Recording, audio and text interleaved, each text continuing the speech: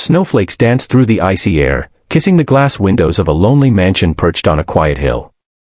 Inside, the fireplace burned gently, but its warmth never reached the heart of Alexander Reed, a billionaire CEO whose success was unmatched, yet his soul was empty. Every Christmas, he sat alone with a glass of wine, staring at the same family photo taken years ago, the last Christmas he spent with his parents before a tragic car accident took them away. Since then, Christmas meant nothing to him. No laughter, no tree, no lights, just silence echoing through golden halls. That night, as the clock struck 8, a sudden knock broke the stillness. He frowned. Who would come here, miles away from town, in the middle of a snowstorm? Pulling his coat tight, he walked to the door and opened it, and froze. Standing there was a woman, her face flushed from the cold, holding the hand of a little girl bundled in a red coat with a fur hood. The girl held a small box wrapped in shiny paper. The woman's voice trembled. "I'm sorry to disturb you, sir, our car broke down nearby. Can we just stay here for a while until the storm passes?" Alexander hesitated. He had always kept people out. But something about the woman's eyes, kind yet weary, and the little girl's trembling lips softened him. "Come in," he said quietly. They stepped into the warm glow of the mansion.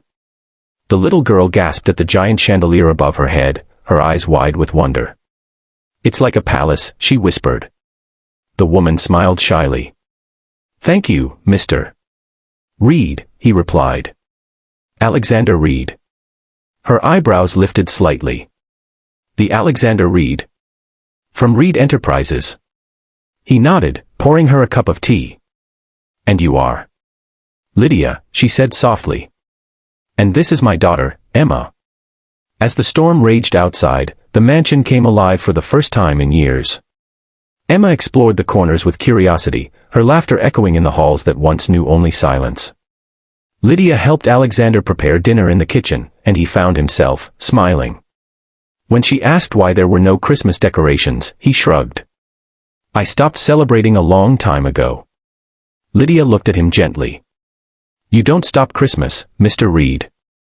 You just forget how to feel it."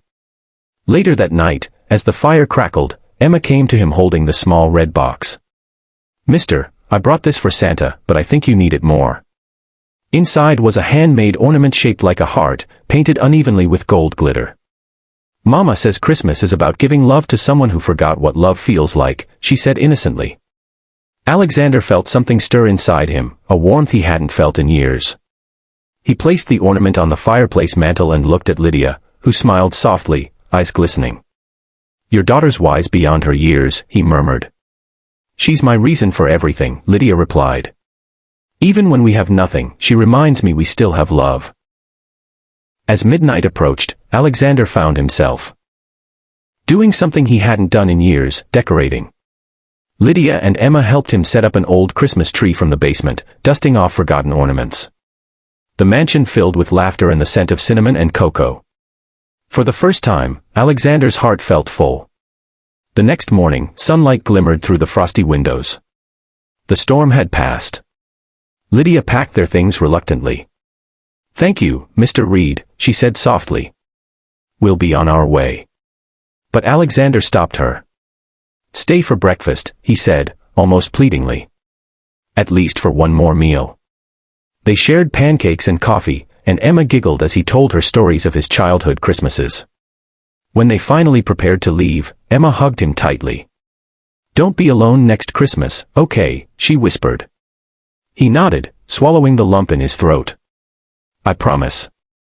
As their car disappeared down the snowy road, the mansion felt empty again, but not cold. Something had changed. Days turned into weeks, and Alexander couldn't stop thinking about them.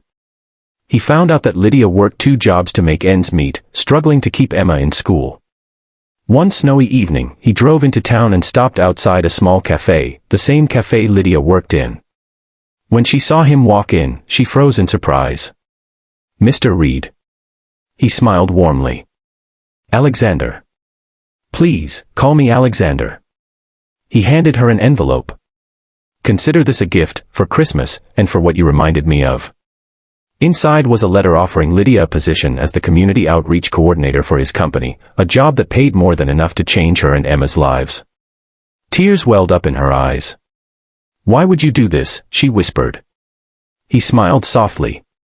"Because you and your daughter gave me back something I thought I'd lost forever." A year later, the Reed mansion glowed brighter than ever. The grand Christmas tree sparkled with golden lights, and laughter filled every room. Lydia and Emma were there, not as guests, but as family. As snow fell outside once more, Emma climbed onto Alexander's lap, holding the same glittering heart ornament. "See," she giggled. "Christmas found you again."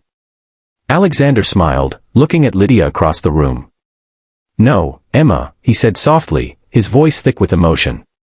"You and your mom brought Christmas home." And that night, beneath the falling snow, a lonely CEO finally found the one thing money could never buy: love, family, and the true spirit of Christmas. Forget to like, share, and subscribe for more.